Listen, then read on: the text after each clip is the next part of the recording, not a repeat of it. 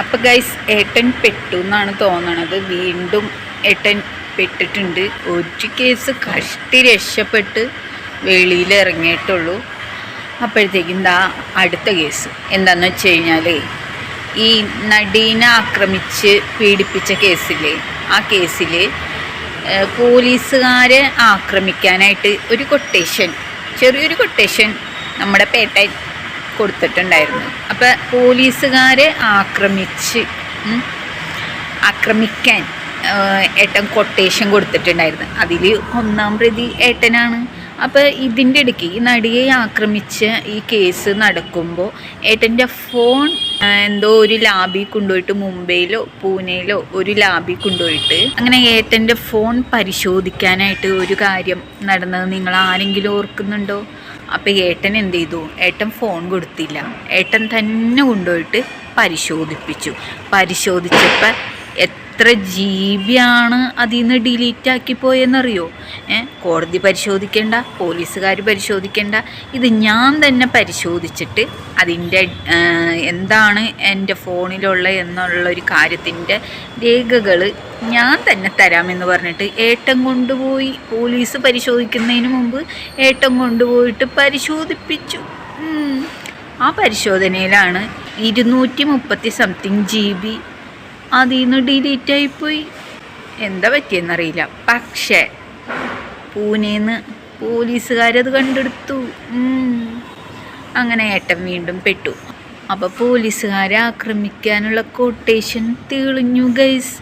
അതിൻ്റെ കേസാണ് ഇപ്പം ഏട്ടനെതിരെ രണ്ടാമതും വന്നിരിക്കുന്നത്. ആരൊക്കെ ഇവിടെ പറയുന്നുണ്ടായിരുന്നല്ലോ, കൊച്ചി രാജാവ് തിരിച്ചു വന്നു. കൊച്ചി രാജാവാണത്ര കൊച്ചി രാജാവ്. കൊച്ചി രാജാവ് കളിക്കാൻ നോക്കിയതിൻ്റെയാണ് മക്കളെ ഇമ്മാതിരി അനുഭവിക്കുന്നത്. അപ്പം നിങ്ങൾക്കറിയാലോ, ഒരു തട്ടമിടാത്ത താത്ത പണ്ട് തട്ടമിട്ടിരുന്നു. ഇപ്പം താത്ത ഷഡ്ഡി ഊരണ പോലെ തട്ടം ഊര ഇടുക ആ രീതിയിലാണ് ഇപ്പോൾ പോണത്. അപ്പോൾ ആ താത്ത ഒരു കണ്ണനെ വരച്ച് നമ്മുടെ പേട്ടന് സമ്മാനിച്ചിട്ടുണ്ടായിരുന്നു. ആ സമ്മാനം ഏറ്റുവാങ്ങിയതോടുകൂടിയാണ് സുഹൃത്തുക്കളെ നമ്മുടെ പേട്ടൻ ഇങ്ങനത്തെ കേസിലും കൂട്ടത്തിലൊക്കെ പെട്ടു തുടങ്ങിയത്. പിന്നെ ഏട്ടന് കഷ്ടകാലമായിരുന്നു. കഷ്ടകാലത്തിൻ്റെ 5 കളി. പേട്ടന് നിൽക്കാൻ നിവർത്തിയില്ല. അമ്മാതിരത്തെ കേസും കൂട്ടവും കാര്യങ്ങളും, കസ്റ്റഡി, പോലീസ്, ജയില്, എന്താ പറയണ്ടതെന്ന് എനിക്കറിയില്ല. അമ്മാതിരപ്പെട്ടാപ്പാട് ചേട്ടൻ ആ ഫോട്ടോ, കണ്ണൻ്റെ രൂപത്തിലുള്ള മാൻഡ്രേക്ക്, ഞാൻ വീണ്ടും എടുത്തു പറയുകയാണ്, കണ്ണൻ്റെ രൂപത്തിൽ ഇറച്ചി മീനൊക്കെ കൂട്ടിയിട്ട് അതിൽ കിടന്ന് മെഴുകിയിട്ട് അതേ കൈകൊണ്ട് കുളിക്കാതെയും ഒന്നും വൃത്തിയില്ലാതെ വരയ്ക്കുന്ന, ഒരു ജെട്ടി ഊരുന്ന പോലെ തട്ടം ഊരുന്ന താത്ത വരച്ച ഒരു കണ്ണന് ഏട്ടൻ്റെ വീട്ടിലെത്തിയതിന് ശേഷമാണ് ഏട്ടൻ ഇങ്ങനത്തെ കഷ്ടകാലമൊക്കെ ആരംഭിച്ചത്. അതുവരെ ഏട്ടൻ കൊച്ചി രാജാവായിരുന്നു. ചെയ്യുന്ന തെറ്റുകളൊന്നും പുറത്തു വരാതെ ഏട്ടന് കൂടോത്രണ്ടേ. ഏട്ടൻ ഭയങ്കര വിശ്വാസിയാണെന്നൊക്കെ വെക്കണത്. പക്ഷെ വിശ്വാസങ്ങൾക്കപ്പുറം ഏട്ടൻ ചെറിയൊരു ചാത്തൻ സേവയും ചെറിയൊരു കൂടോത്രമൊക്കെ ഉള്ള ആളാണ്. അപ്പം അങ്ങനെയൊക്കെ ഏട്ടൻ കഷ്ടി രക്ഷപ്പെട്ടൊക്കെ നിന്ന ഒരു സമയത്താണ് ഈ കണ്ണനെ വാങ്ങിക്കുന്നത്. കഴിഞ്ഞില്ലേ? കണ്ണനെ വാങ്ങിച്ചതോടുകൂടി ഏട്ടൻ്റെ കാര്യം ദേ കിടക്കണം ദിം തരികിടത്തു. അങ്ങനെ കണ്ണനെ വാങ്ങിച്ച് ദിം തരികിട ആയ പേട്ടന് ഇപ്പം നല്ല സുഖ. കേസിന് മീതെ കേസ്. ഒരു കേസ് കഴിഞ്ഞപ്പോൾ ചിലരൊക്കെ കണ്ണൻ്റെ ഫോട്ടോ എടുത്തു വെച്ചിട്ട് പറയുന്ന കേട്ട്, ഇപ്പം കണ്ടില്ലേ മാൻഡ്രേക്കാണ്, മാൻഡ്രേക്ക് വിടൂല, അമ്മാതിരെ പിടുത്താണ് പിടിച്ചേക്കണത്. ഇനി നിങ്ങൾക്ക് തെളിവ് വേണോ? സുരേഷ് ഗോപി, പ്രധാനമന്ത്രി, ഉണ്ണി മുകുന്ദൻ, അനുശ്രീ, മഞ്ജു വാര്യർ, മനോജ് കെ ജയൻ എന്നുള്ളതാണ്. അങ്ങനെ ഈ ജെട്ടിയിടാത്ത താത്ത വരച്ച കണ്ണനെ വാങ്ങിച്ചവരെല്ലാവരും പെട്ടു ഗൈസ്. അത്രേ പറയാനുള്ളൂ. ഏട്ടൻ ജയിലിൽ നിന്ന് ഇറങ്ങിയപ്പോൾ ഒരു വെല്ലുവിളിയൊക്കെ നടത്തി. എന്താണ് വിധി എന്ന് പേട്ടൻ പണ്ടേ അറിഞ്ഞിട്ട് തന്നെയാണ് കോടതി മുറി കയറി നിന്നിട്ട് ഈ വിധി കേട്ടത്. അപ്പോൾ ഏട്ടൻ ആ വിധിയും കേട്ട് മിണ്ടാണ്ട് ഏട്ടൻ്റെ വീട്ടിലേക്ക് പോയാൽ മതി. എന്നിട്ട് വീടിൻ്റെ ഉള്ളിൽ ചെന്നിട്ട് അവിടെ സന്തോഷം പ്രകടിപ്പിക്കുകയോ കെട്ടിപ്പിടിക്കുകയോ വെല്ലുവിളിക്കുകയോ എന്ത് വേണേലും ആവാം. പക്ഷെ കോടതി വിധി കേട്ടതിന് ശേഷം ഏട്ടൻ കോടതി മുറിയിൽ നിന്ന് ഇറങ്ങിയിട്ട് പുറത്തേക്ക് വന്ന ഒരു വരവുണ്ട്, നെഞ്ചു വിരിച്ചിട്ട് മാധ്യമങ്ങളോട് സംസാരിക്കാനായിട്ട്.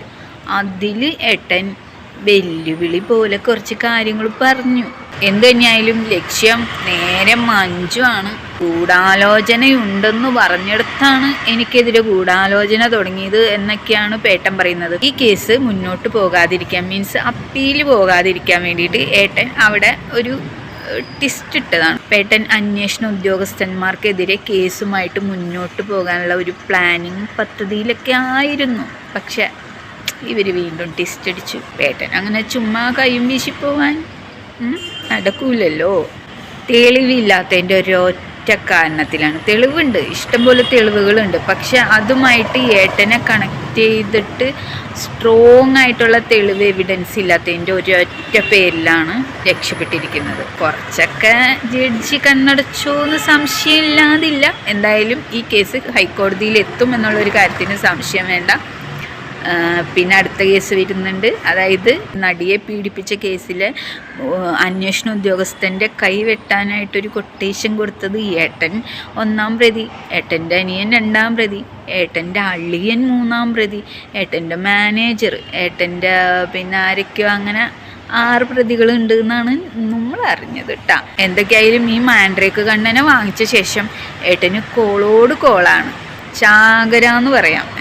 അടിപൊളിയാണ് കേട്ടോ. എന്തായാലും മാൻഡ്രേക്കിനെ സമ്മാനിച്ച് ഇത്രയും പേരെ കെണിയിൽ ചടിച്ച ആ ഊടായ്പ് കൊയിലാണ്ടി ബസ് സ്റ്റാൻഡിന് ഇരിക്കട്ടെ ഇന്നത്തെ എൻ്റെ ആശംസകൾ. ഏട്ടന് 2-ാമത്തെ കേസ് വന്നിട്ടുണ്ട്. എന്താല്ലേ മാൻഡ്രേക്ക് കണ്ണൻ്റെ ഒരു കളിയേ.